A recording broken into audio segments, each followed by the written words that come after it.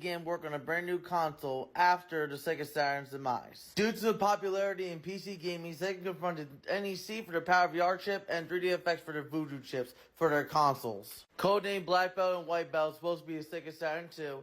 However, Sega went with the White Belt because of the Power VR chip inside of it. However, 3DFX sued Sega for $100 million due to breach of contract. 3DFX lost, and the lawsuit defunct their company. After Sega picked the White Belt and 3DFX is now defunct due to that lawsuit, Sega began work on the Dreamcast.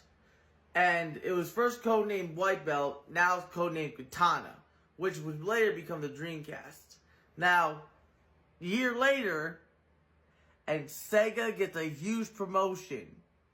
Watch this trailer. On May 21st, 1998, Sega revealed the Sega Dreamcast to the public in a press conference.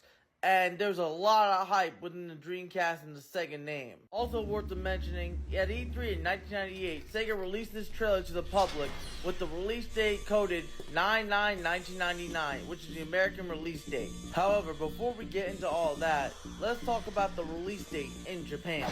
On November 27th of 1998, the Dreamcast was made reality to the Japanese gaming public. However, due to NEC graphic shortages, people left the stores empty-handed, and there were not enough for a full launch. With more than a year away of the Sega Dreamcast North American release, Bernie Store took notice of what happened to the Japanese game partners and made a plan so their release won't fumble or flop.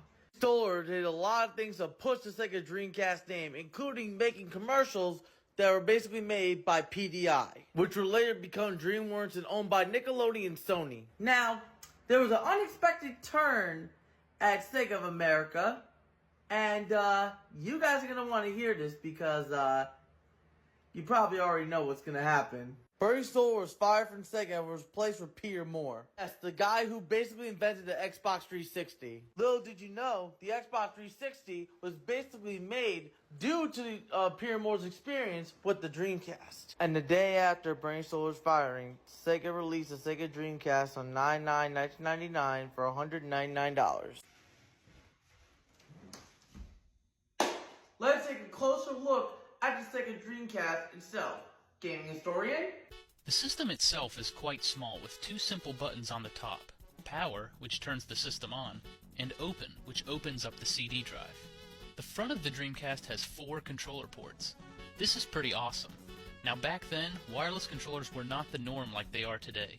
If a console had 4 controller ports, there was no need to buy any extra adapters to play certain multiplayer games. The back of the Dreamcast has a serial port, an audio-video port, a line-in for